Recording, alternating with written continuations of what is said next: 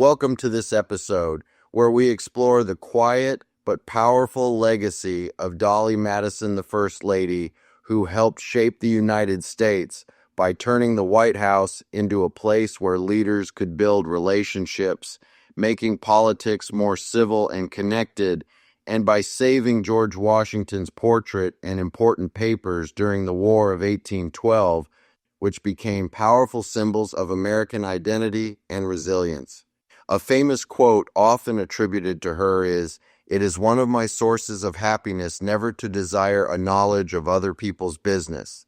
God's role in her life is usually understood through her strong faith and the way she saw courage, service, and grace as part of a larger moral purpose. During the British attack, her own words included, "Mr. Madison comes not, may God protect him." If you want to be a positive influencer, take a lesson from Dolly Madison. Be warm, listen carefully, bring people together instead of dividing them, protect what is meaningful, and use your influence to encourage unity, kindness, and trust.